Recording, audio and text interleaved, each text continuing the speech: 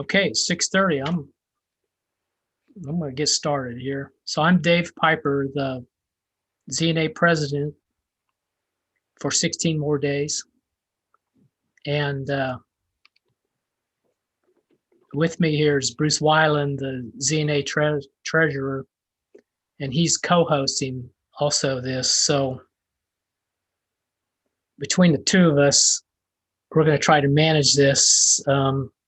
We've been on some small Zoom meetings and participated in some larger ones, but I've never run a larger one. So prepare for some bugs probably.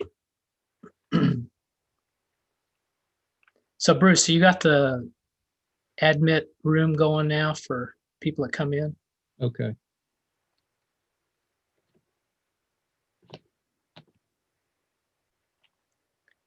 And here they come. Okay, let's get started here. First up, we have to have Bruce. Do you have a treasurer's report for us? Yes. So briefly, we've currently have $10,125 in the general fund.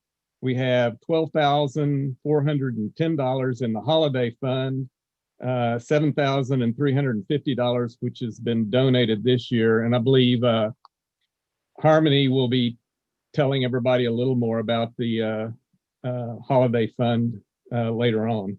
Yeah. We currently have 74 Grace members from 2019. Those memberships will expire at the end of this year. We have 150 members for 2020, and we have 81 members for 2021, and we currently have 173 eligible voters. And that's all I have. Thank you, Bruce.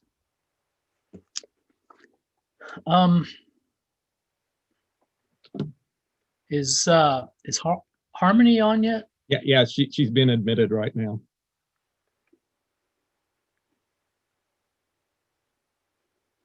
Can you unmute her microphone too, Bruce? Maybe. If I can find her. Dave, this is Gary. Can you hear me now? Yeah, I can. Okay. Did you Accidentally hit his. But... Oh, okay.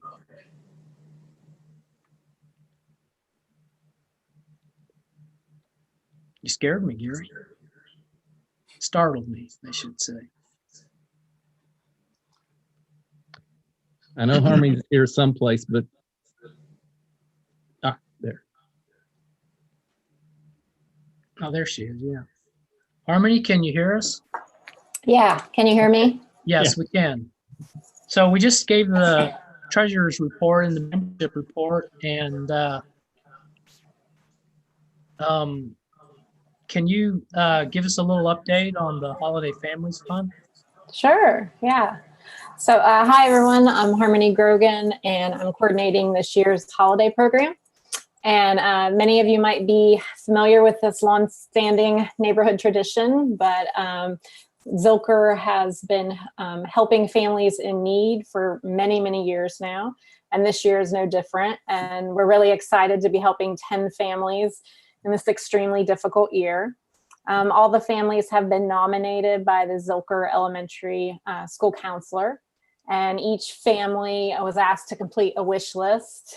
And what's exciting about our program is that we provide gifts for every family member. So that includes guardians and children. And we see that there's a lot of need from the guardians for basic things such as dishes, silverware.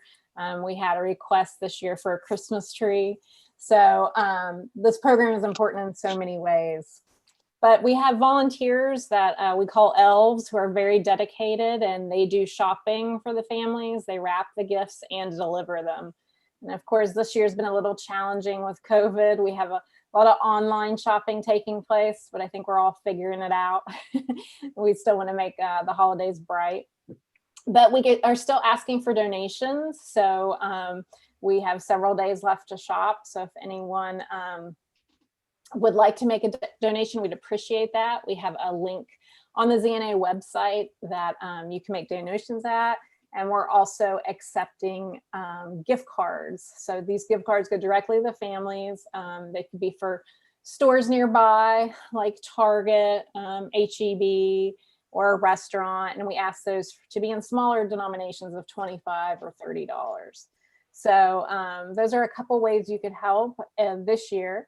And then we're always looking for more volunteers. So if it sounds like you would like to possibly be an elf next year, you can certainly get in touch with me, and we can take it from there. We'd love to have your help next year.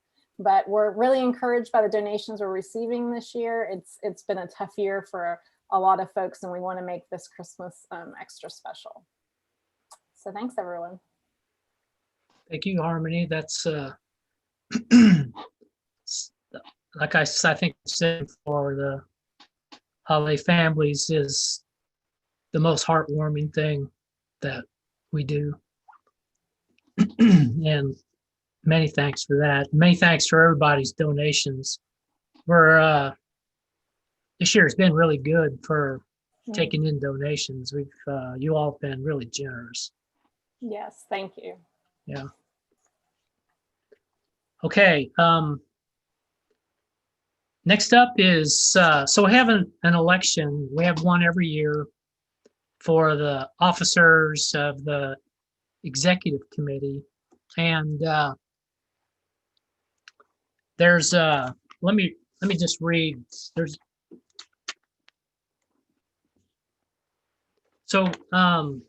There's 9 officers for the executive committee, and the 2 positions are contested. So I'm going to read you the positions that aren't contested and the nominees for that. So executive vice president, we have Gary Hamilton. Vice presidents of park. Oh, that's contested. Sorry. I'll read those in a minute. Vice president social activities, Pat Kramer. Vice president communications, Megan Paul. Vice president of zoning, Bill Neal. I'm up for secretary after I step down from president. Bruce Weiland, you've talked to already, treasurer, and our Austin Neighborhoods Council delegate, Bobby Rigney. And then we have 2 contested positions this year, which I think says something good about the ZNA, that there's enough interest to have contested positions. And so for president, there's we have James Russell, who's our secretary right now, and then also for president, Bill Bunch. And you'll hear from them in a minute, and we'll go through a little process with some questions and whatnot. And then for the vice president of Parks and Environment, we have running our Hannah Kofer and Robin Rather. So that's the list of candidates. And the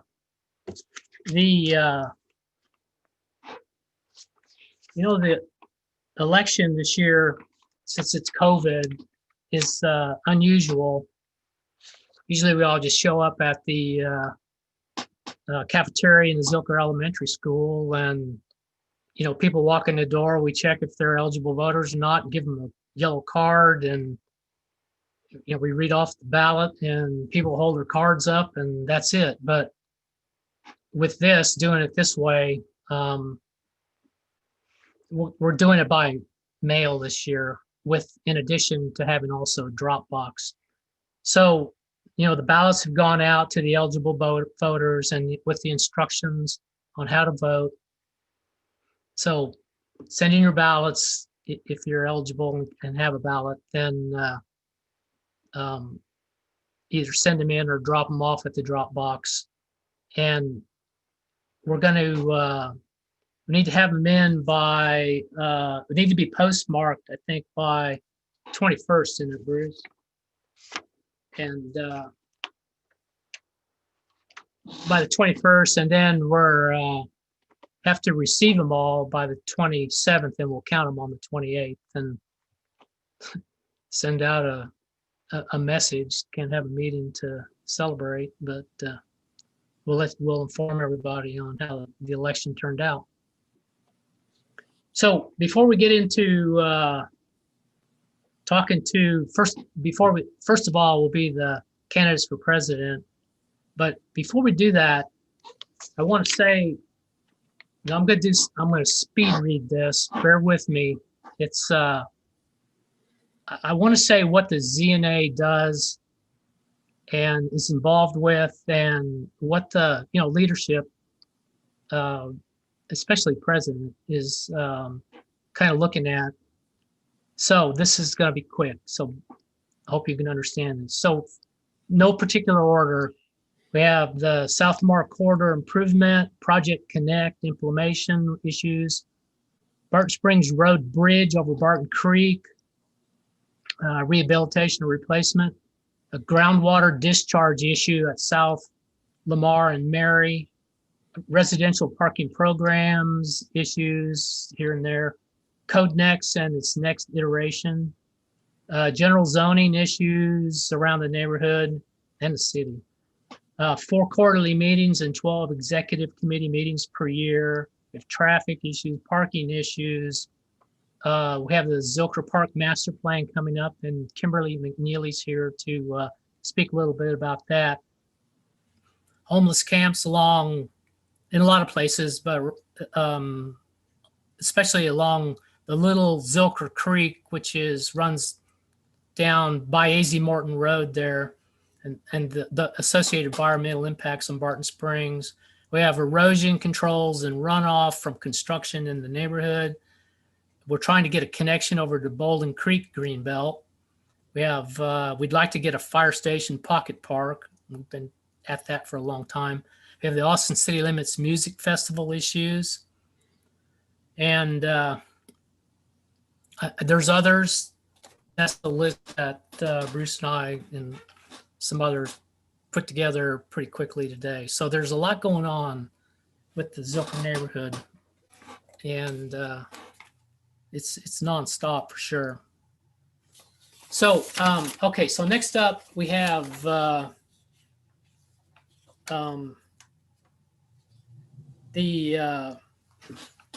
candidates for office. And I'm going to start with the president. And so I flipped a coin earlier to determine, the list of speaking, the order. And there's a couple of different segments. So some will go first this time and the others will go first the next time. So Bill, you're here, I see. So what we're going to do is I'm going to let everyone speak for 4 minutes. We'll go through the president for 4 minutes on the president. He can speak, both of them, and then they each have a minute to rebut each other or say more, I guess. So let's start out with Bill. I think you're unmuted, Bill. So let me start my little timer here, Bill. And hang on.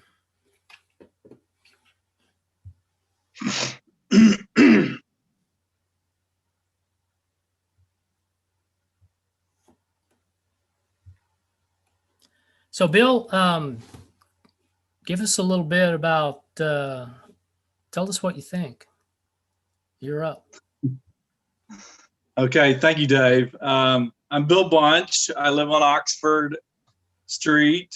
I've been in Zilker since 1987, first as a renter, and then I bought my house in the mid-90s. I've been lucky enough to hang on to it. I've been doing public interest environmental law since I got to Austin in '86 after law school. I'm executive director of Save Our Springs Alliance. I've been in that role for 25 plus years now. And I've been active off and on with the Zilker Neighborhood Association, but quite a bit working in lockstep with the ZNA leadership on issues that are common to the work that I do leading Save Our Springs Alliance. So we work regionally in the Hill Country, but our main focus is protecting Barton Springs, keeping it clean and flowing for ourselves, for our children, and for future generations. And then we also work actively to protect Barton Creek and all the watersheds that feed the springs, and also protect Zilker Park and the river. I led the effort to fight off the soccer stadium when it was proposed to be built on Butler Shores at the confluence of Barton Creek and Barton Springs. We led the fight to fight off the toll lanes that would have created a double-decker bridge through Zilker Park and over Town Lake, and then looping basically on top of Austin High School. That'll be coming back, I imagine. We worked to oppose making the ACL parking lot in Zilker Park permanent. That's still on the table. It's still there. It was put in illegally. It hasn't been restored, but it also hasn't been removed.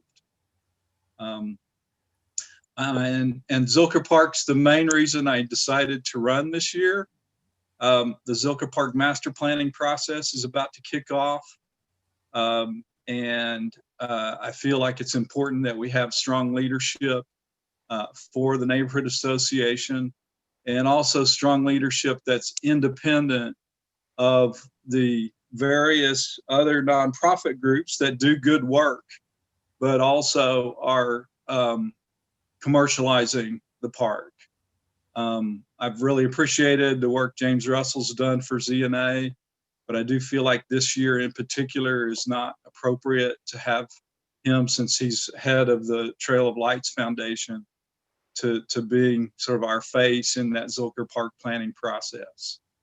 And it's not anything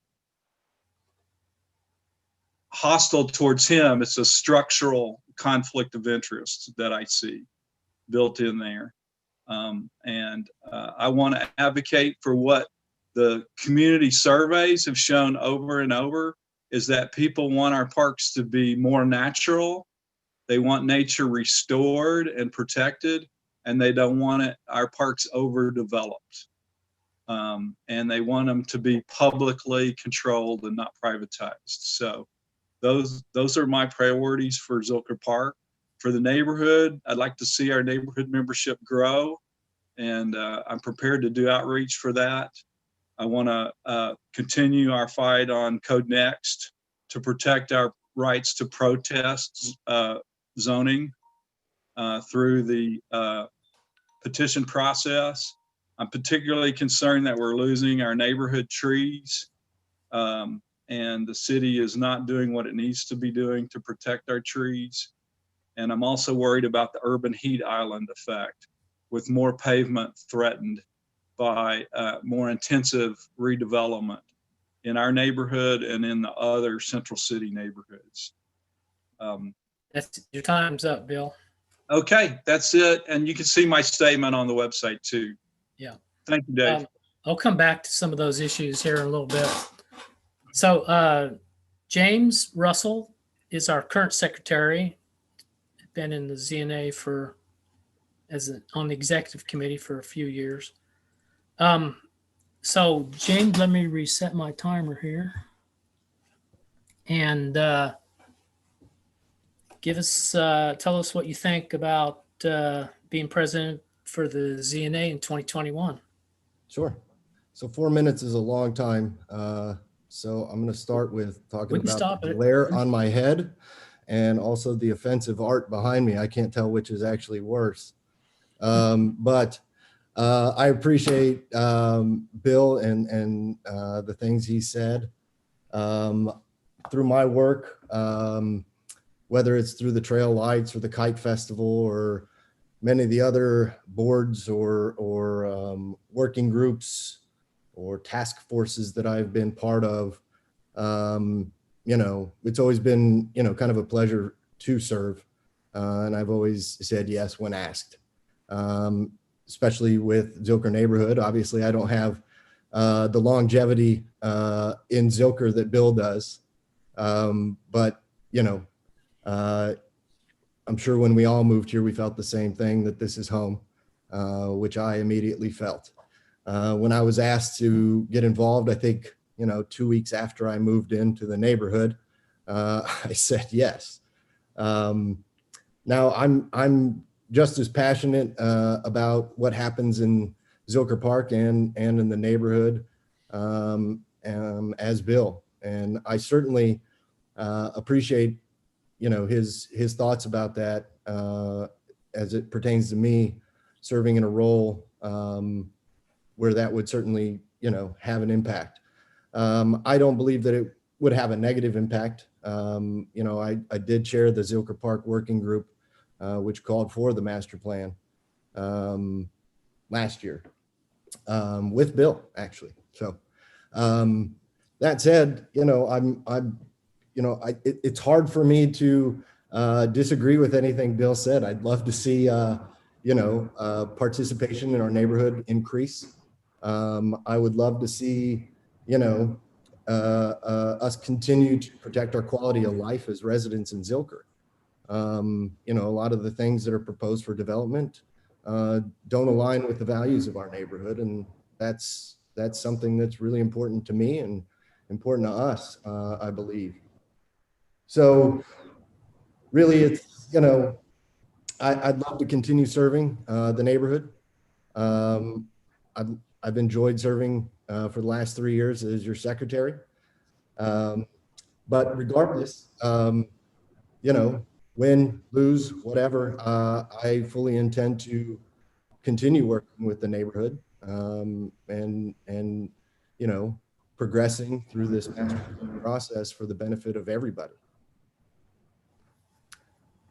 Dave, I don't have. Okay, no, you're good. That's fine. I just can't do it. That's so much time. You're okay. So thank you, James. Okay, so that's the two for president, and then for vice president of Parks and Environment, we have Robin Rather and Hannah Kofer. Both have thrown their hats in the ring, and neither of them have been on the XCOM before, at least since I've been on it, which has been a pretty long time. So let's start with Robin, if you will. Just let me start my little timer again, Robin. And go ahead and just introduce yourself and say a few things about the position or anything you want. Say anything. All right. Thanks, Dave. Hey, y'all. I want to start off by just telling you how deeply I love our neighborhood. I love the eclectic, creative, passionate people who live here. And I really love the natural beauty. I love the flowers, the trees, the watersheds, the stars you can see, all of that. And I feel so grateful that we get to live in such an ecologically beautiful place. But I also understand very deeply we live in a fragile place, a threatened place. We're one of the places most affected by Austin's absolutely unrelentless growth pressure and all the problems that brings, not just to the environment, but to our entire quality of life. In the 25 years I've lived in Zilker, I've seen so many changes, more changes than I can even stand to think about. But I've always tried to step up and help, especially to protect our water, our land, and our climate. I raised my 19-year-old son right here in Zilker, and I really want to give back to his generation and also to all of you. As Bill said, and I really want to underscore this, because there's been some neighborhood texting going around.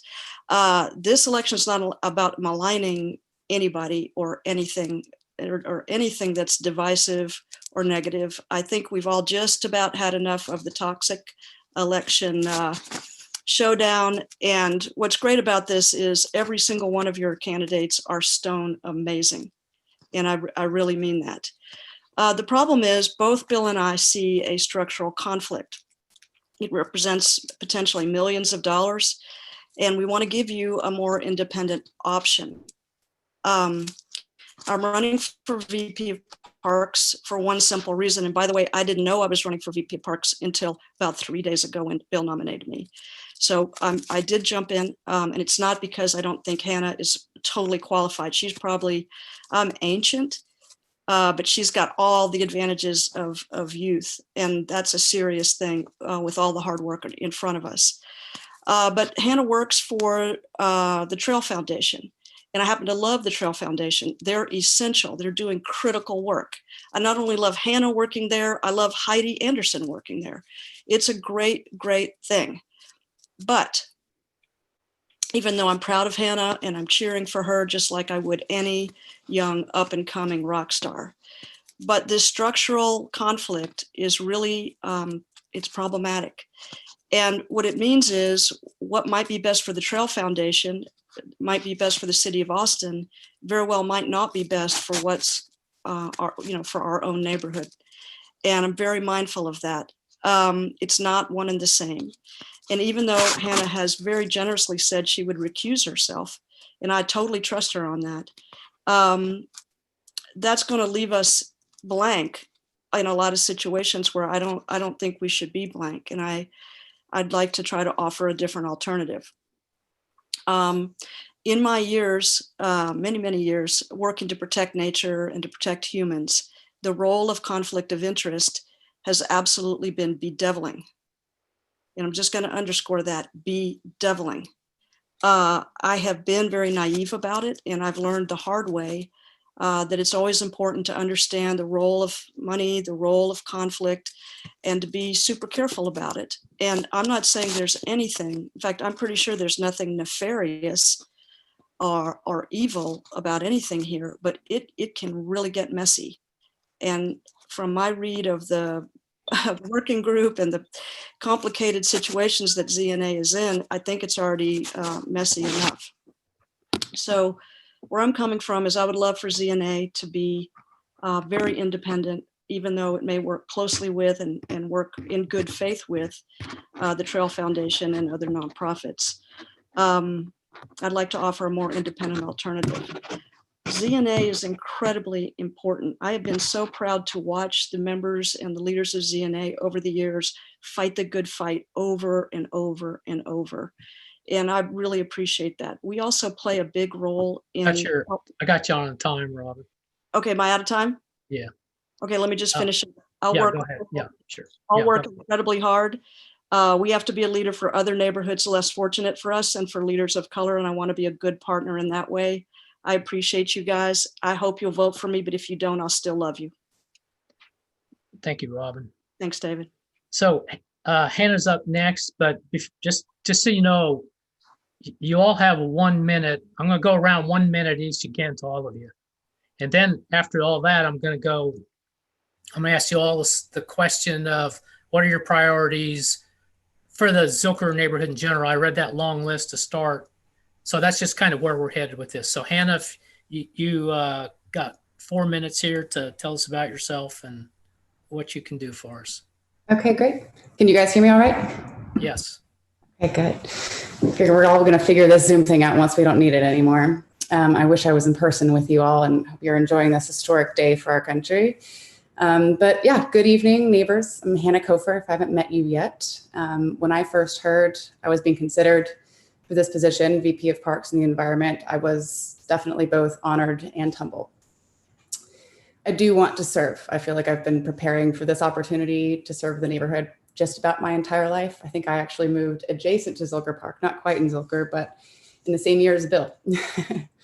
I attended my first Equal Rights March when I was 3 years old. I built websites for a few nonprofits around town when I was a teenager, including actually, I think, the first website for Save Barton Creek Association. And then I worked hard to get degrees in geography and environmental science, immediately put that knowledge and those skills to good use, doing habitat management research down in South Africa, a ways away, hop, skip, and a jump. But then coming back to my true love and working with the Hill Country Conservancy team for many years, conserving and focusing on the land, water, and habitat and ecology of the Texas Hill Country. Now, as mentioned, I am the Chief Operating Officer at the Trail Foundation, and I am incredibly blessed to work every day affecting equitable access to the Butler Trail and creating new safe outdoor spaces. My 20 years of experience in scientific training, I do believe, make me the right person at the right time to serve in this position. As I said, I was honored and humbled. I'm honored because this neighborhood association has a long, rich history. I'm humbled because so many of you have done so much work, more than I have up to now, but I promise you that if elected, I will serve you well and work tirelessly to ensure that this collective voice is heard in every important forum that we've discussed impacting our neighborhood. So to my neighbors, one of the most important things I've learned in how to be effective in working with partners, particularly at the city level, is that they appreciate when I keep my remarks brief. So thank you for your consideration. I look forward to serving you, and I will also yield the rest of my time. Thank you, Hannah. Great. So let's go back through, and now that you've heard a little bit of everybody speak, we can just go back through and give you each a minute to comment some more. And then, like I said, I'll ask you some more questions about your priorities, you know, for the Zilker neighborhood in general. So first of all, Bill, you got another minute for us here to say anything you've heard and reply to it or anything? I do, but I believe you said the procedures where the order would flip the second time around.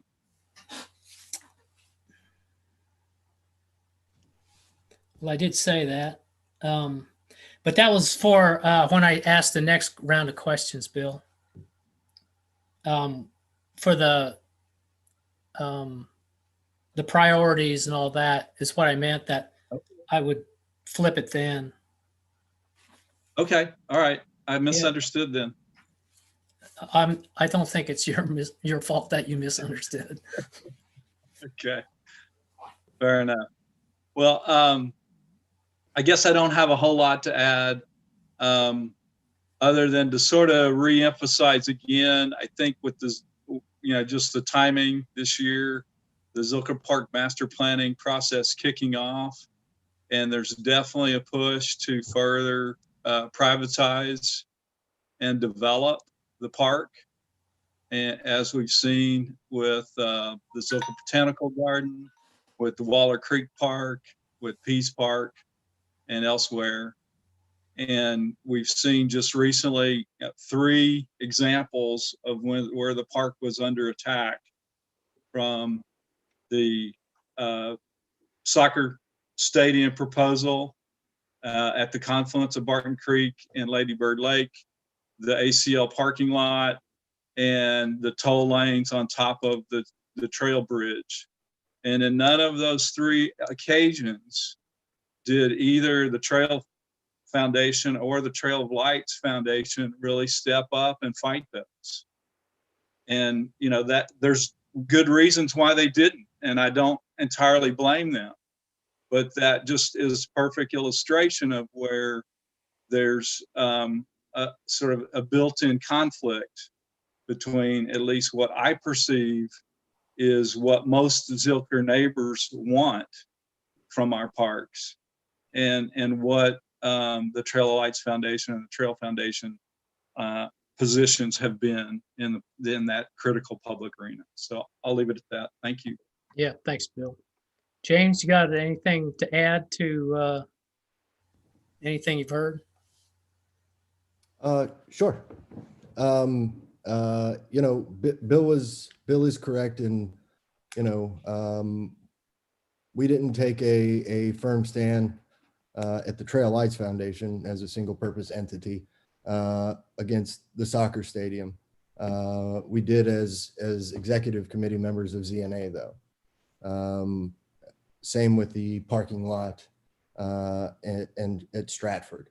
Now, to be totally honest and just, you know, transparent, the Trail Lights has been an opportunist and has used that gravel that is out there in Stratford. That said, we didn't put it there. We're not big fans of what was proposed. which is why we ended up in that working group. Now that said, I am very, very passionate about that park. But the park is only one part of the job description. And there's a lot of other things that Zilker's under, attack from. And I'll leave it there. Okay, yeah, we'll get into that here and the other stuff here in a minute. Robin, you want to say anything for a minute? Sure. I just want to elaborate just for a second. One of the problems with this whole issue of conflict of interest is the Austin Parks Department is kind of ridiculously underfunded, and a lot of people don't see that problem solving itself.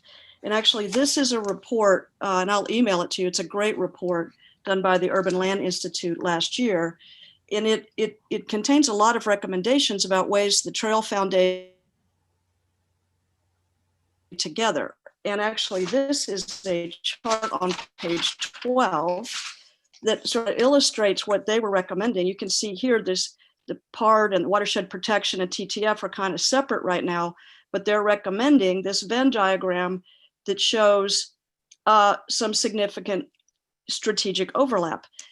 And I'm kind of in favor of that. We need the Trail Foundation, but the conflicts there are already kind of embedded. And under that sort of a scenario, that's basically the scenario they did for the High Line. If you've ever been there in New York City, it's a model that's used around the country, this sort of public-private partnership.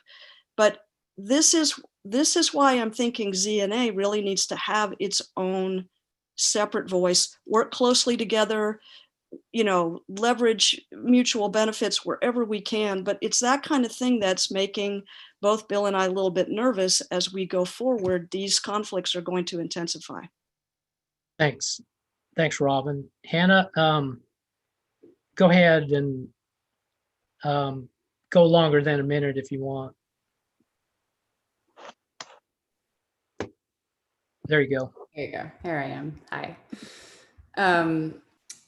I would never want to belittle the idea of this potential conflict, but I'm not here on behalf of TTF. I'm here because I cherish this neighborhood and being in the orbit of Barton Springs and Zilker Park. In addition to my day job over the past few years, I've served on quite a few boards of directors, and I understand how this issue can affect making decisions. But I've been on, housing opportunities for musicians and entertainers, Pug Rescue of Austin, Sun Radio.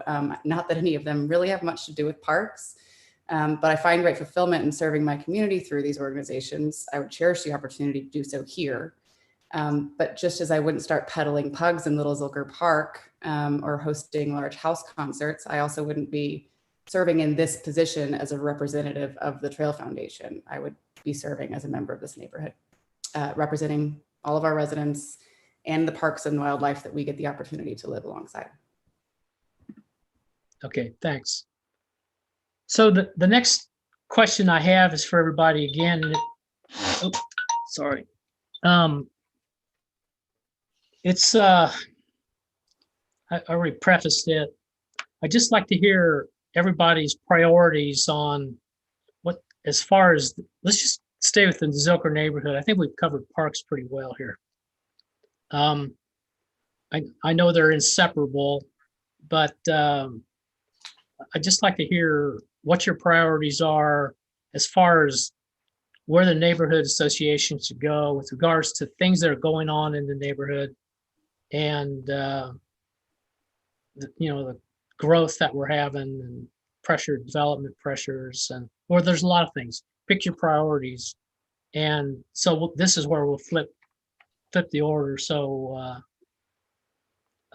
James, can you speak for 3 or 4 minutes on direction you'd take us? Bruce, can you get that mic there? Sorry, James. I told you that we wouldn't be free of technical difficulties. I promised you that. Oh, it's okay. I There don't you want to go. hear me. I don't want to hear me that much either. Yeah, but we do. I'll start by saying Kimberly just emailed and said she got kicked out of the meeting and is trying to get back in. Oh, Second, my priorities really revolve around advancing the participation of our residents in our processes. Not just being members, but showing up to things. Obviously, you know, I think we can all agree that the more people that are involved and the more folks that are paying attention, the better the outcomes typically are. Having a very loud, unified voice and working productively with folks, I think, is incredibly important. So pushing participation, obviously that's a little bit difficult. You know, our social chair has been, you know, kind of had a year off with COVID. There's not a lot of social activities to do to increase membership and things like that. But I do believe participation is key.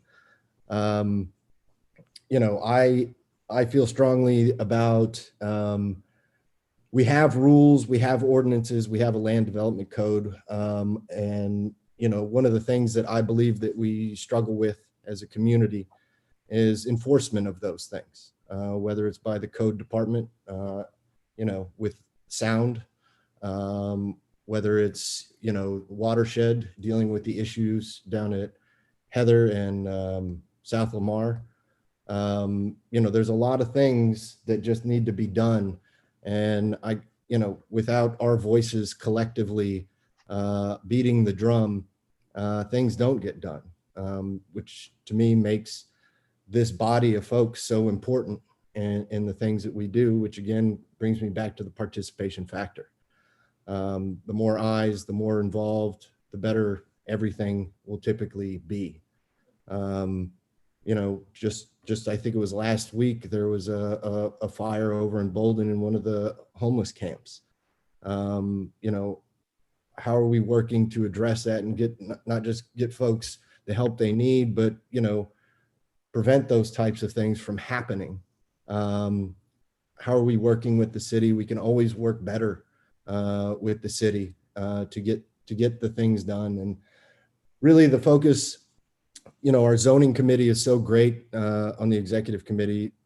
The time and the energy they put into this, ensuring that, you know, rules are followed, ordinances are followed, whether it's a PUD or just another development. It's so easy for folks to just see this as another place to build something.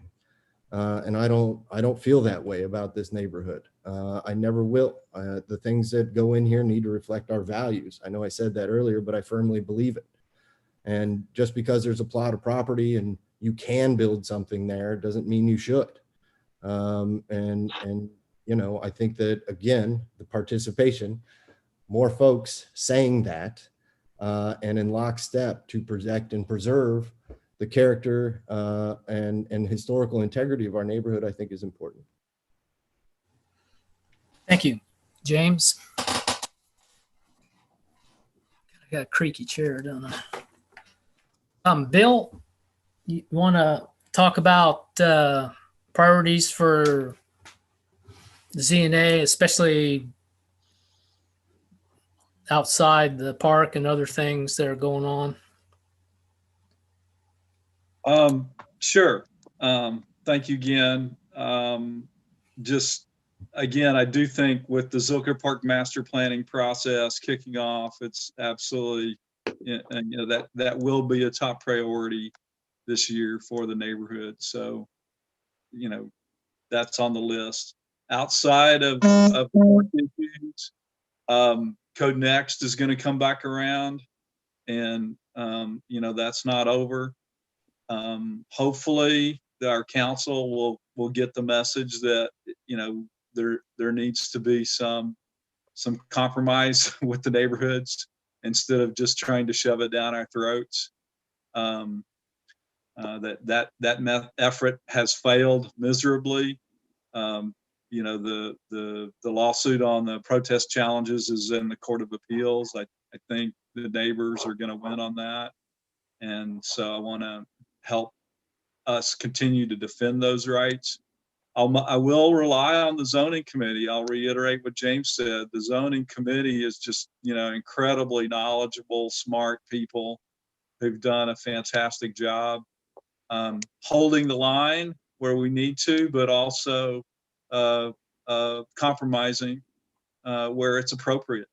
And I think, our neighborhood and a few others get grossly maligned as being, against all growth. And yet, you look at all the growth that's happening around us, and almost all of it, the neighborhood association did not oppose, or if we did oppose, we opposed it only on, certain pieces of it around the margins where, disagreement is reasonable and appropriate. I think there's going to be a continued push, though, to allow more impervious cover to accommodate more growth, and that means we lose our trees and our urban heat island effect gets worse. And with a heating climate, that's really devastating to our quality of life here.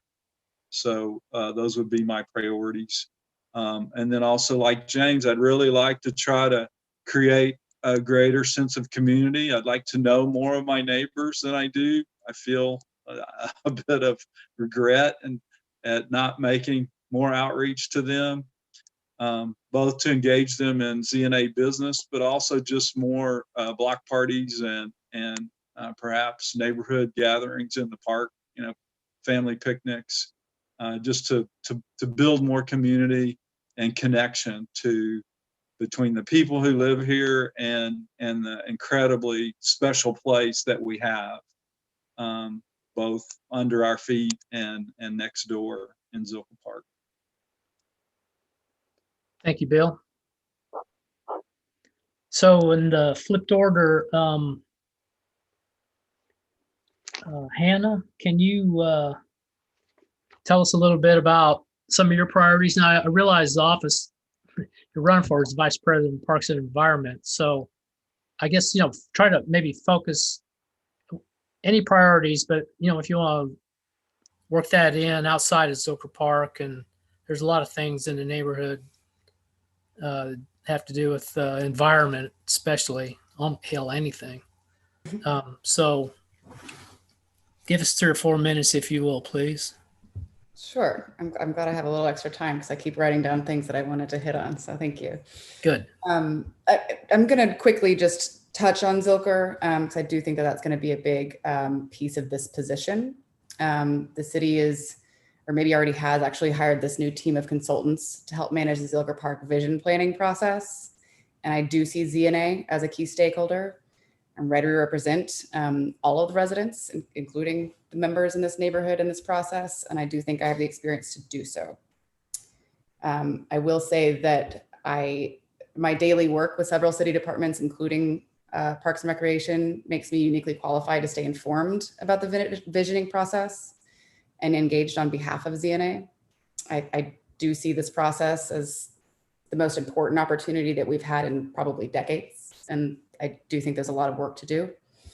As far as sort of on a more micro level in our beloved green spaces, I did mention in my published statement on the website that I have seen daily firsthand, not just with my work, but just taking my new English bulldog into Little Zilker Park every day, that our community's reliance on this green space is more critical now than ever.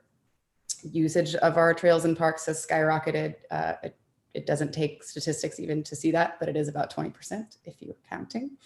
I believe that this is really just a sign that we have a greater responsibility to protect and to provide equitable access to these spaces.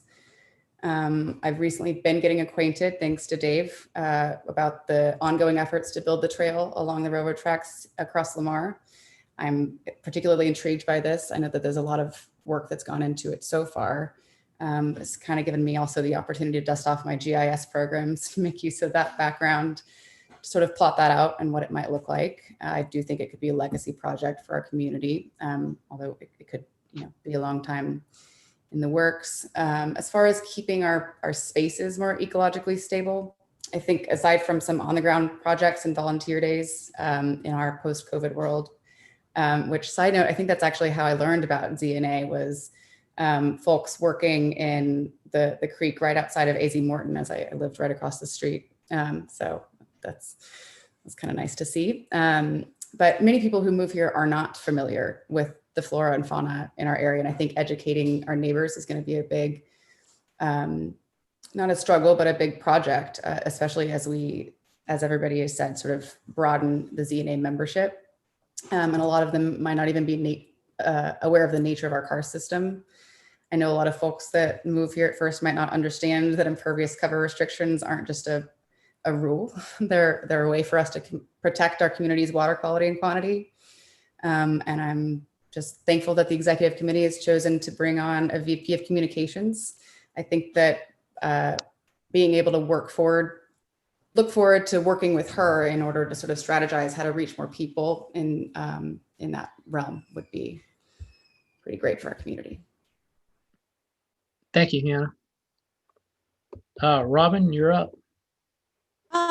Well, I guess I would say, what I wake up every day and try to focus on is the same as I would want to focus on as a VP of Parks for ZNA. I get up every day and I worry about climate change. I worry about equity. I worry about affordability. I worry about safety. I worry about the next generation incessantly. And I want to be sure that we are bringing them in, educating them, connecting with them, and really lifting them up. And so in terms of our neighborhood, I think all the candidates have been talking about the need for better outreach. Nothing brings people together like nature. If you add music to nature, you have, automatic pop-up win every time. Our neighborhood, as I've been walking around more and more, I've walked at least 4 miles every single day for almost 20 years in our neighborhood.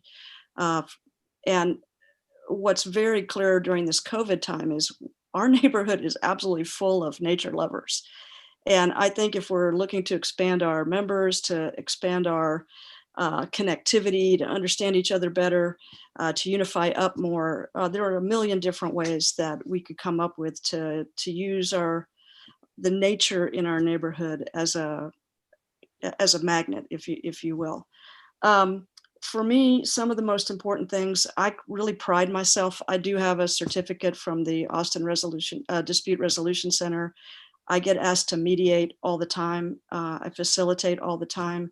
I pride myself on being the ultimate team player. And for me, within ZNA, it's less about me having my own opinions and more about what's the will of the group, how can we come together, how can we bring even others into our circle, and how do we be the absolute best partner we can be to the many, many other community leaders and community groups that really rely on us. So that's what I would hope to bring to the group. And I'm sure there's a lot of nitty gritty, just like Hannah, there are a lot of details we could get down in the weeds on, but I think tonight's the time to stay a little bit more high level. Yeah. In time constraints, that's I understand that's true and kind of too bad, but that's the way it is. Thank you, Robin. So that's it for the candidates. Their statements are posted on our website. So if you want to go back and review, and I think they're 300 or 400 words, they're very readable, and you can see them there. And if I were running a company and hiring people, and I got these 4 resumes, I'd be giddy. I just think, man, there's really a lot of talent here. And so, good for you all. Okay, so I see Kimberly is with us here. Kimberly McNeely, the Director of Parks and Recreation Department. And hello, Kimberly. She's got a little bit to tell us about the Zilker Park Master Plan. It's all yours. Good evening. Are you able to hear me? Yes. Yeah. Thank you. So I wanted to, I'm just looking for the name. I keep forgetting. I don't want to mispronounce the name of the company that we have hired to be our consultant. And so it's not a difficult name, but I get it mixed up. It's Design Workshop, and I usually flip it around. So I wanted to make sure I had the right name. So Design Workshop is the consultant that has been hired for the Zilker vision plan. And before I get started with this, I just wanted to say to this group that it sounds like there's a lot of cooperation and a lot of willingness for collaboration in this group. And that's super encouraging to a department like the Parks and Recreation Department as we enter into such an important plan like the Zilker vision plan, because we realize that many people, this park is beloved by many people and seen in different ways by different people for the things that they love about it. And so to hear this, this resounding commitment to collaboration and working together, just, I don't know, it just makes me feel good. And maybe it's just that it's the holidays and now my heart's been warmed, but I just wanted to say thank you for the spirit of collaboration and for expressing that during your election debates or election speeches. So I think one of the questions that you all were really wondering is what's going on with this plan. You may have seen a very preliminary survey that was put together by the Parks and Recreation Department just to kick off getting very, very basic information from individuals throughout the city about their impressions of the park itself right now. And so that particular survey, which I believe is approximately 10 questions, is asking very basic information about how do you use the park? What are the things within the park that are most important to you? If you don't use the park, how come? Is there a particular reason why you don't use the park? And then just asking some of that information will allow us to give some very preliminary information to Design Workshop so that they can begin to plan and look into the subject matter that they would and how they would like to design the community engagement process around some of the early information that they've received. And so I want you to know that this very preliminary survey is by no means the survey. So let me just tell you a little bit about what we have planned for the project meetings. And so the project meetings include everything from small group meetings to focus group meetings. Those meetings include neighborhood associations like yours, neighborhood associations that are within proximity of the park, and then also another tier of neighborhood associations that are around the city. We're also looking at quality of life commissions and some of the things that they have been telling us about the Zilker space. We're also looking at individuals who aren't usually engaged with Zilker to try to understand why it is that they have not been engaged. We want to have pop-up. So in the actual plan, we are asking for no less than 5 large public meetings, and how those will look will depend upon COVID. We're asking for no less than 20 pop-ups in different districts, at least 2 per council district, no fewer than 2 per council district. And when we say pop-ups, that means we go to places where people tend to gather, maybe outside of an HEB or in some space that we know we will catch a lot of individuals that might be interested in Zilker. No less than 15 small group meetings are focus group meetings around various types of criteria. And we have not, I just want you to know, we have not established all of that criteria. We have not finished signing the contract with Design Workshop. We're negotiating contract, but within the first 30 days of this after the contract sign, which we're expecting in the next few days, within the first 30 days, they're to be giving us a communications plan that we will be looking at and making sure that it is consistent with the scope of work. And I want to remind you that putting together this scope of work, you might remember that some Parks and Recreation professionals engaged many groups before we even wrote the scope of work, so that we could include your feedback and the feedback of others in the scope of work itself so that we would be able to, excuse me, so that we would be able to make sure that it's reflective of what the community wanted to see happen during the master or during the vision planning process. Within 45 days, there will be a second survey that's going to come out that will be able to ask some more specific questions. And then also within the 45 days, we should hopefully be able to tell you a little bit more about how the communication plan will be rolled out. When will focus groups likely take place? When will these pop-up programs likely take place? How will we be conducting these larger group meetings, especially during COVID? Maybe by the grace of a higher power or somewhere in the universe, there'll be enough vaccines out there that at some point in time we'll actually be able to come together again, and we'll actually be able to see each other, and we can maybe make it a social and a community meeting, which would just be nice to celebrate that we're allowed to get out of our house and be safe. I know that one of the things that was really important to the neighborhood, and I'm sure there's lots of things that are important, but the one thing that I think that I heard a lot about what was really important to the neighborhood had to do with the circulation and the parking and the traffic and the way in which people were getting to and from the park. And there is a large portion of this scope of work that really is dedicated to figuring that out, right? Figuring out the appropriate way to move people in and out of this space and the appropriate way to help them be able to enjoy the park in a way that makes sense transportation-wise and makes sense for circulation-wise, makes sense for parking-wise, and is really more holistic than the way that we see Zilker Park right now. Okay, and so that is probably an entire page of the scope of work that that was put together. Of course, we want to be able to figure out how do we appropriately and collectively be able to use this space for the many things that people enjoy it for. So we're talking about dog park use. We're talking about the environmental aspects of the space. We're talking about the picnicking and the family aspects of the space. We're talking about the events aspects of the space.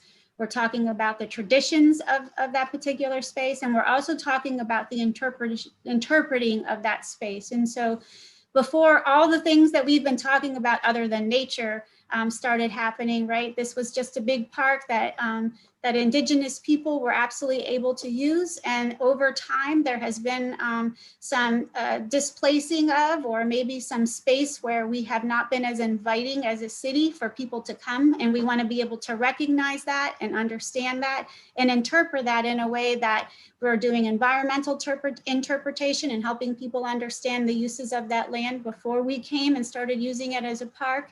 What were some of the struggles that the city went through segregation, and then how did we come out of that, and how do we make it as welcoming as possible for all individuals?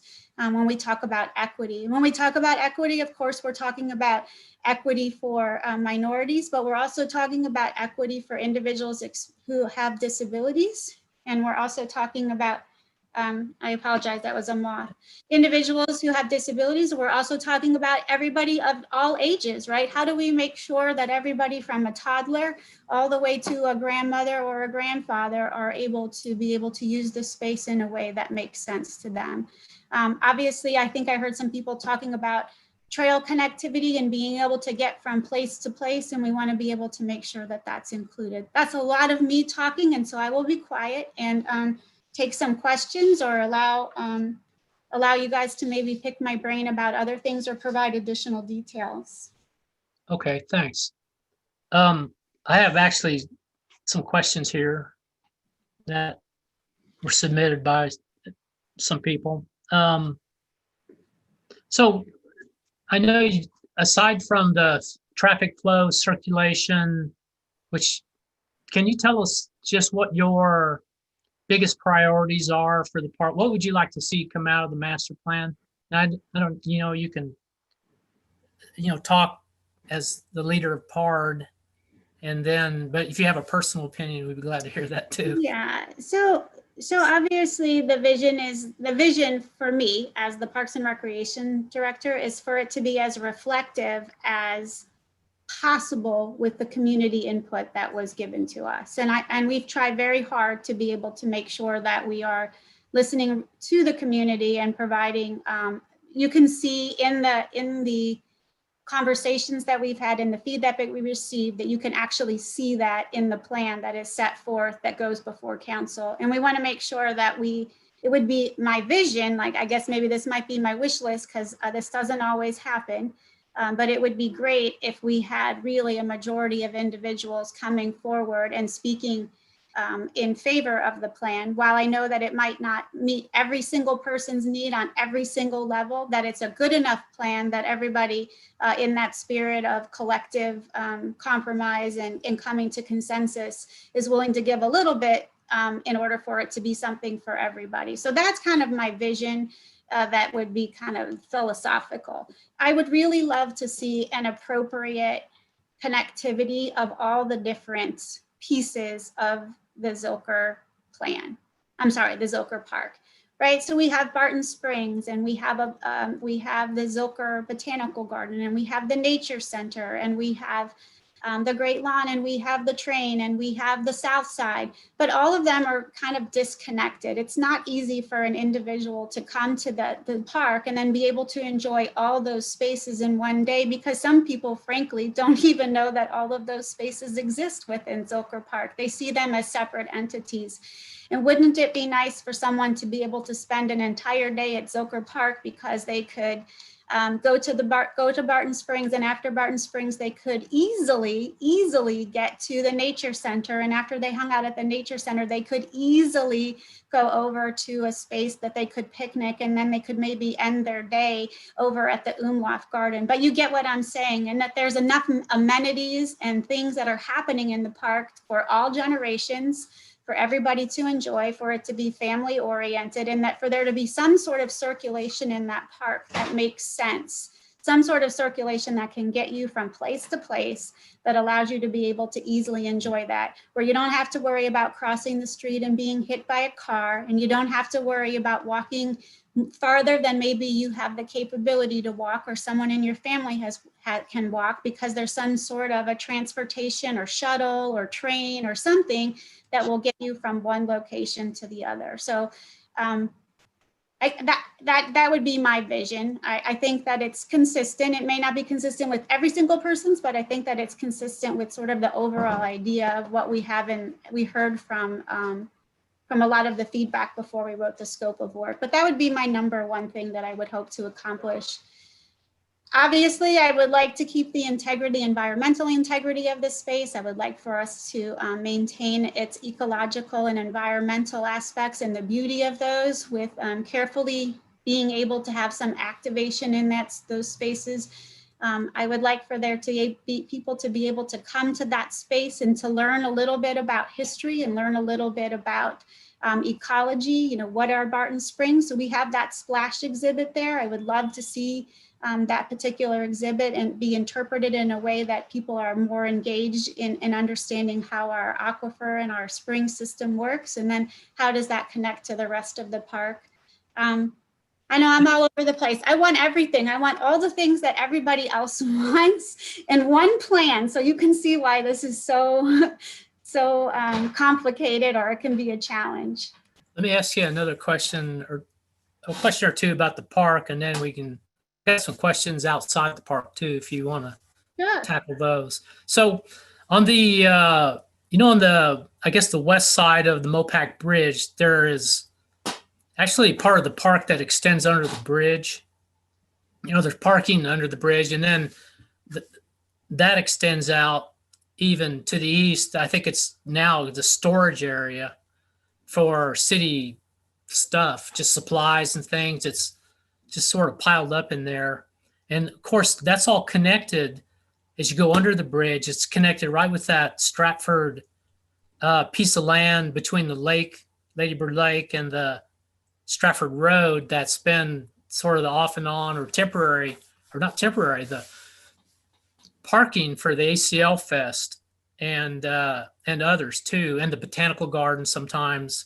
So maybe a two-part question. Do you know what's up with the piece that goes under into that storage area under the bridge there, and then also just the status of the parking lot.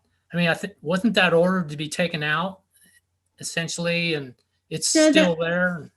So the parking lot, as I understood, Dave, and maybe we have a different understanding. So the piece that you're speaking about, the piece that would be east of, we'll call it the east of.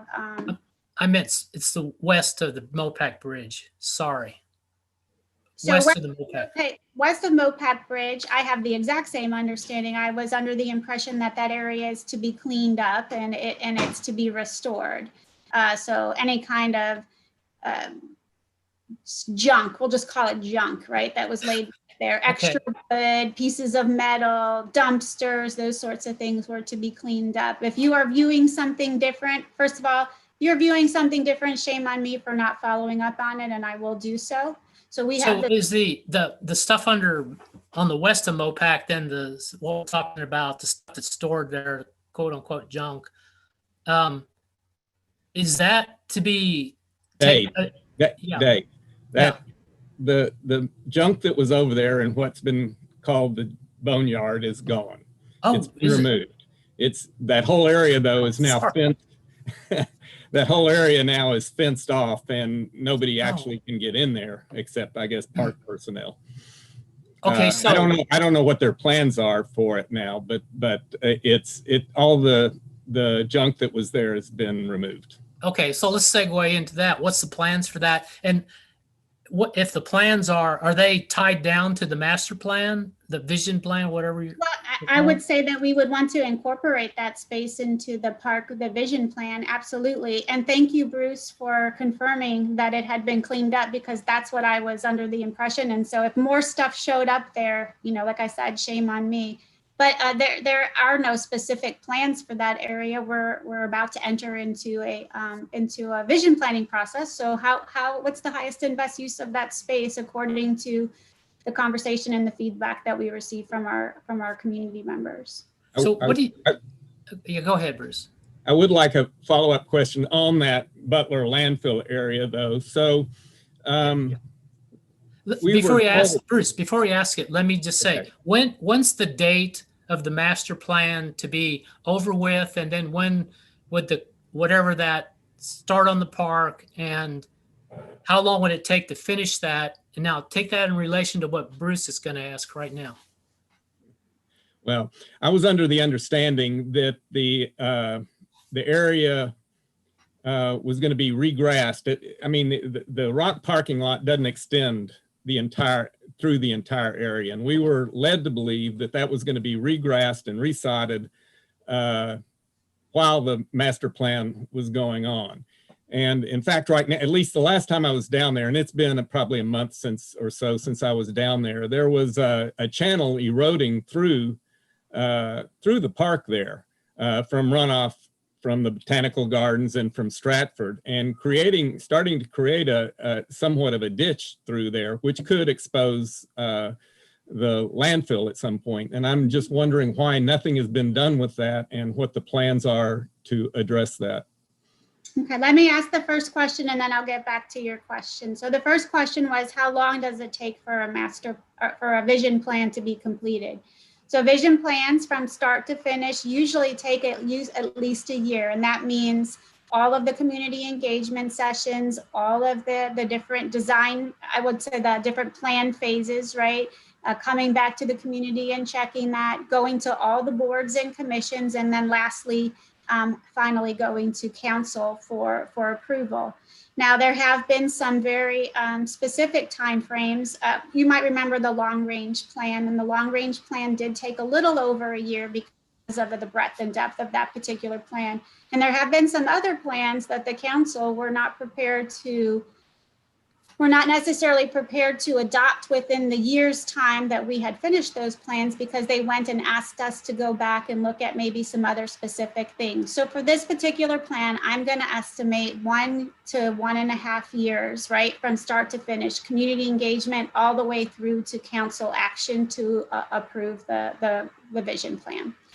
The second part of the question was what are we doing about that space in Stratford that was rock right? And that we were supposed to restore. We had originally had plans to restore that space, and then our funding source fell through. And so because everything is dormant right now, it looks like our next opportunity to have some plans there are for the March and April time period, seeking an opportunity to determine how we're going to fund that space, how we're going to fund that restoration, because the original funding source is no longer in existence.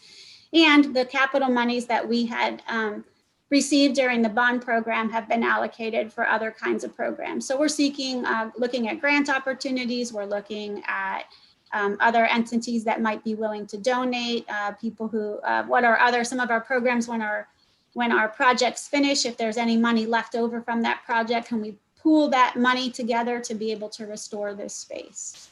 So we're looking at a March, April timeframe. Okay. For the restoration. Yeah, thank you. Another question I have is, I'll just read it. What's your opinion on PARD's position on allowing private real estate deals and public/private partnerships to influence the master plan for Zilker and other parks? So I think that's a little bit of a loaded question, because when we take feedback. I just read it. That's all right. And you're allowed to ask loaded questions, by the way. That's your prerogative. When we take feedback, my department, I believe, and by the way, the person who is in charge, who is the liaison between the consultant and the community and the plan, his name is Greg Montez, and he'll be assisted by Megan Eckerd. I believe that they are very sincere in listening to what it is that the community tells them, and that there is a very conscious effort to not be biased for one affinity group or another affinity group, right? But the fact of the matter is, there are, right now, as we speak, there are public-private partnerships that are happening right now in Zilker, right? So the Umlauf Garden is one of those, by way of example. They already are in existence. They already have an agreement with the Parks and Recreation Department. They're already acting on behalf of the city in a way that is supposed to be able to provide public benefit of that public asset, but they are a nonprofit organization. Likewise, there's also a Zilker Botanical Garden Conservancy, and they are also, have a form of an agreement. It's not nearly as substantial as the agreement with Umlauf, but they do have an agreement with the Parks and Recreation Department as a public-private partnership. And then also, please know that there's also the Barton Springs Conservancy. And while the Barton Springs Conservancy has not been interested in maintenance and operations of Barton Springs, they have very much been interested in fundraising to be able to enhance the bathhouse and perhaps enhance other pieces that are related to the Barton Springs vision plan and the work that is done in accordance with that plan. So the reason why I say it's sort of a loaded question is that they already exist. And so there will have to be some incorporation or consideration of the fact that they are in existence. I'm being fully transparent. I appreciate that. Mm-hmm. So let's just say on that tack there, there's a lot of them in existence, but is there some sort of metrics that you use to how much do they, contribute? How much do they take? How do you guys just try to, do you have some of that, or is it just, kind of gut feeling on what's to do best here? Yeah, Dave, that is such a great question. And up until just recently, and I will say, well, up until about 2 years ago, we would say, go forth and start a public-private partnership. That's the way to go. But in some of the time that I went when I was the interim director, and then most recently when I came back from Animal Services as the director, I have been spending time with you guys. Some of you might know a person by the name of Christine Shute-Knoll, and we've been working by researching,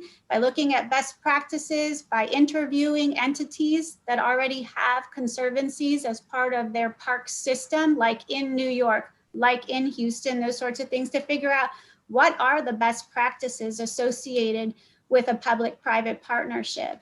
And so to answer your question, we are finalizing the criteria associated with public-private partnerships in a tiered manner, which would mean that the more that you are willing to help support the park system for the benefit of the public, there would be more opportunity for autonomy, if that makes sense. But when I say autonomy, it has to make sense for public use. It doesn't mean autonomy to do whatever you want to do, whenever you want to do that. There's specific criteria that talks about how it has to be in the best interest of the public. And to answer your question, we're not 100% finished with those, but we are almost finished with those, and those will be in part of a memo that will go to mayor and council in response to a resolution that council gave to the Parks and Recreation Department on March 12th, I think, of 2020. And basically that resolution said, hey, we support,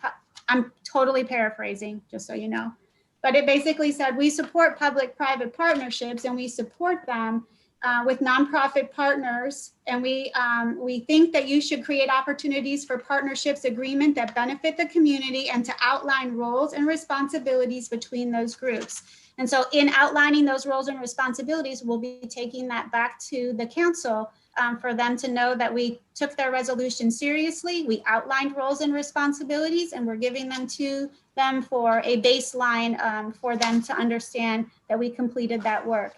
Any agreement, just so you know, any agreement with a nonprofit entity as a public-private partnership cannot be passed without going back to the council for them to approve the agreement. So they have the final, okay, that was my question. They are the determiners or of. Well, yeah, they gave us direction, and they asked us to do good work and to make sure that you're following the directive and that you're making sure that there's a public benefit. But in the end, ultimately, we're doing the work in accordance with the policy that they said, and then ultimately they will be the individuals that do approve the final agreement. Yeah, no, I can relate to that. Mm-hmm. Having gone through a zillion zoning cases with them, you know, they have the final vote. And Yes, while sir. they made criteria isn't maybe best for public interest. I can't speak to that. I can tell you that the Parks and Recreation Department in earnest has what we believe put together criteria that we think is in the best interest of the public, and also helps with the park financially, so that we can take some of our general fund dollars and use them other places.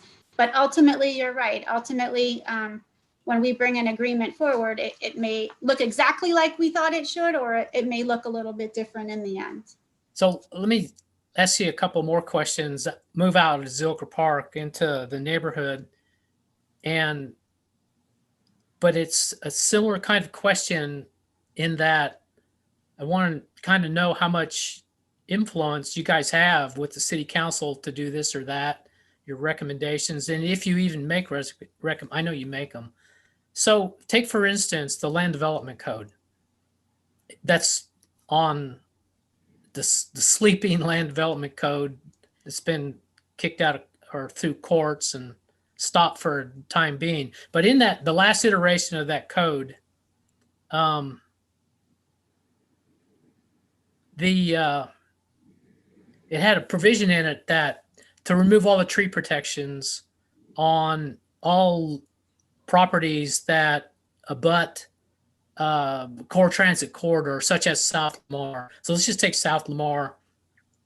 You know, that the way it ended up is, or the way it's stopped right now, that would take, so for example, say Matt's El Rancho is a great big property.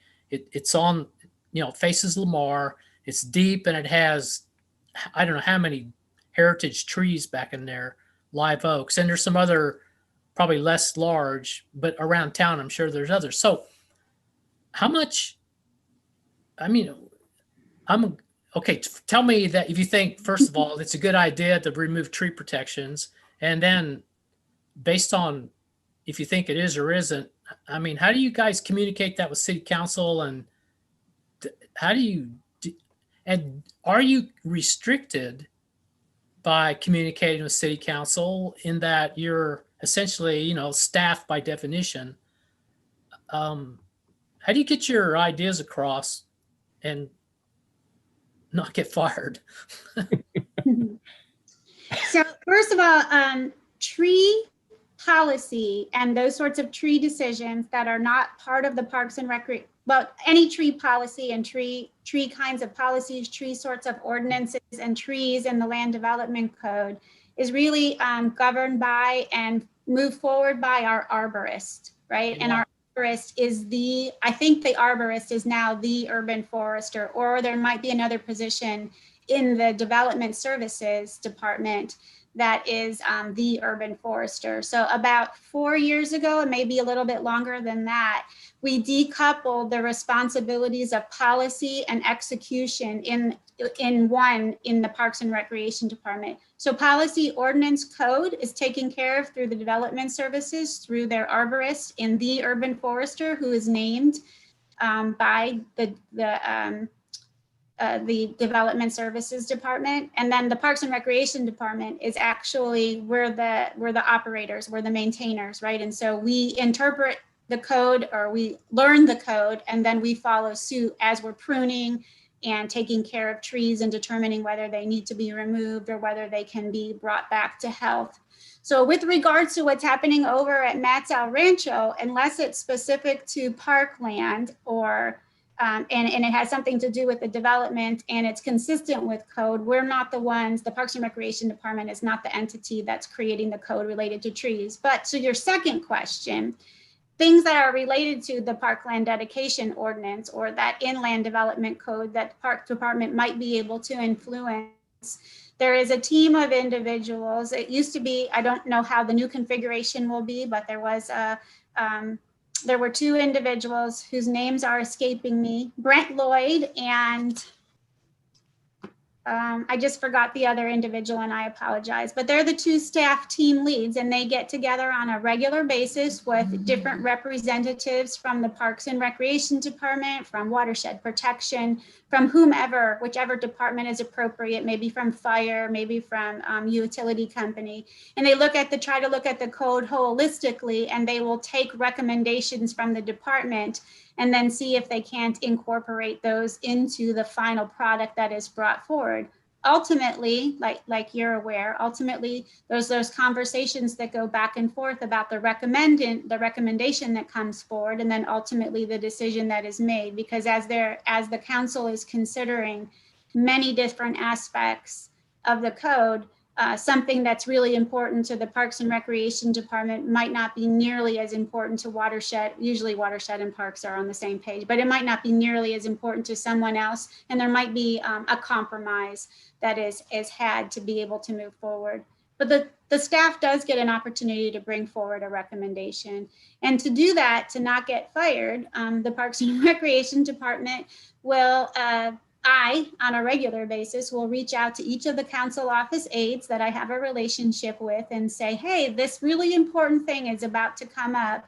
And if you would like to know any more information about the Parks and Recreation Department's recommendation, which is whatever the recommendation is, and how that, the pros and cons of that particular recommendation, we're happy to share that. And some council offices are very eager to listen to and hear from us. And some council offices will say, thank you, I think I have a good enough understanding of the code. I don't necessarily need to have an additional conversation. Does that answer your question? You're muted, Dave. Dave? Yeah, I can relate to that too. So one more question from me anyway. So the Doherty Arts Center just came up in conversation with Schlotsky's PUD rezoning case. And as I understand it by watching the hearing, the PARD parking and the Doherty Arts Center parking is tied into the parking garage for the new Schlotsky's Pud on where Schlotsky's is, which is going to be an office building for those that don't know. Or that's what the plan is for.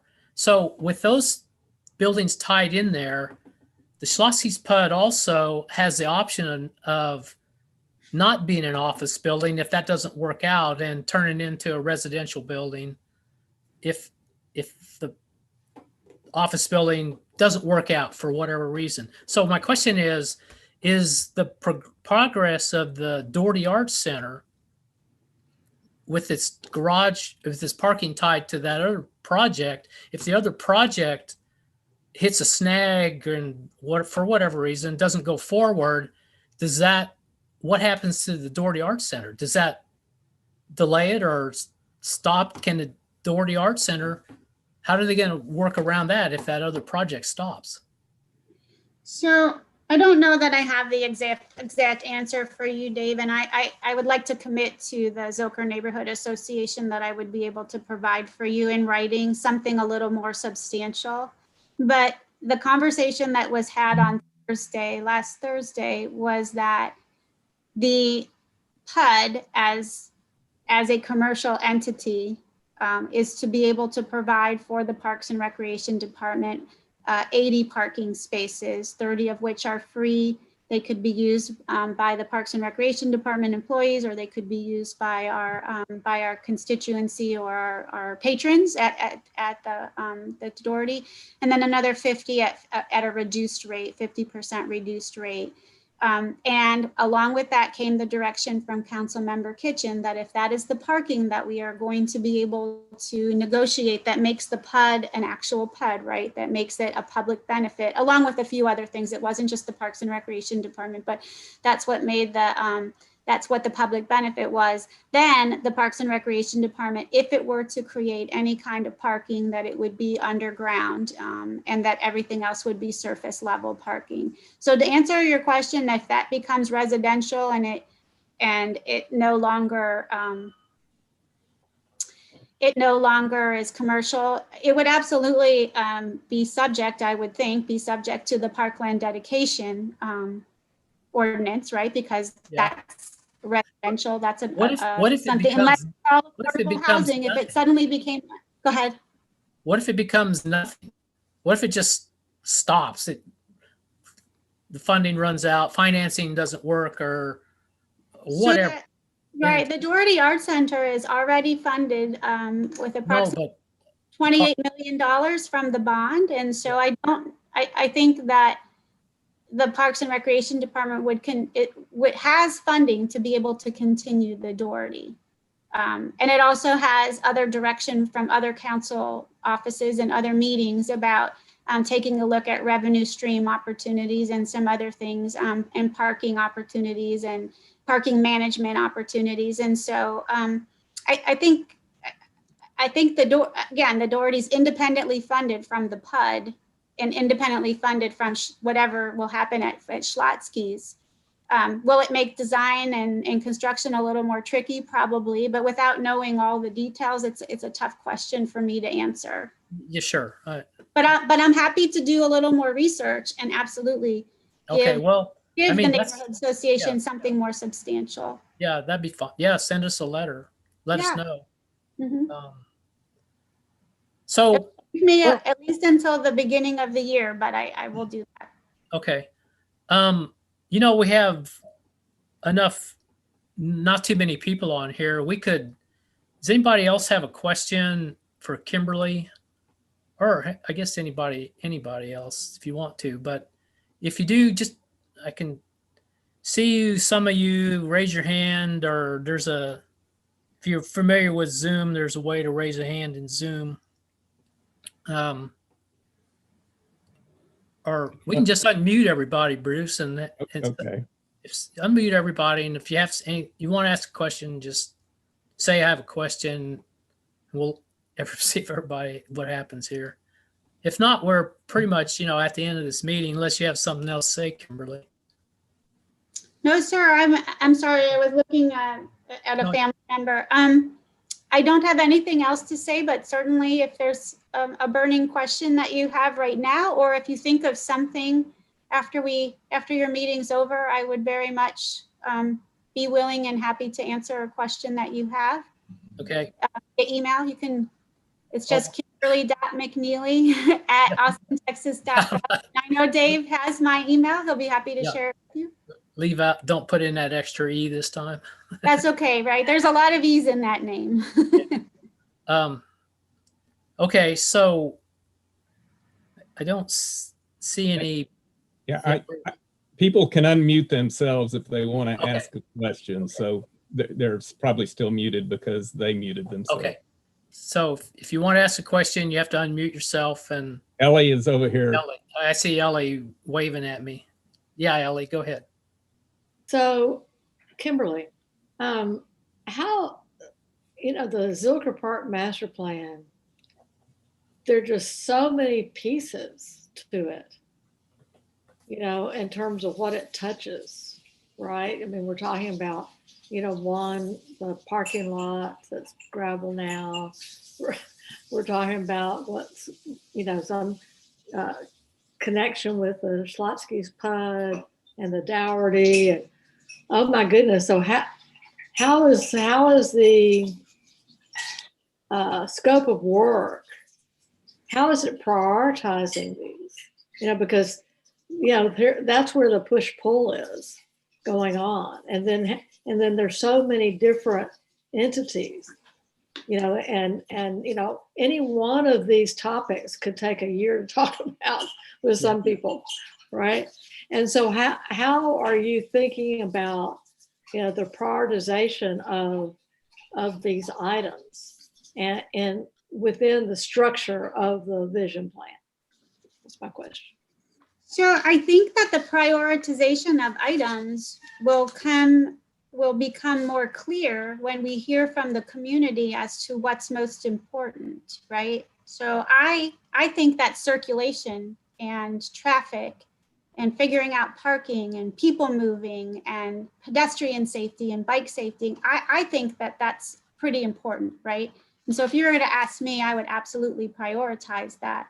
But there may be somebody else on this call who says, well, I don't know that that's really the most important thing to me. What's most important to me is, as a user, I would like to be able to have some other sorts of things at these particular amenities. So I think that the prioritization of the plan, or the actual plan. So when we say prioritization, I would say that everything's important, right? And then there'll be this consideration of what's most important to the individuals who have given us all of the feedback. And then there's phases of how we develop the plan.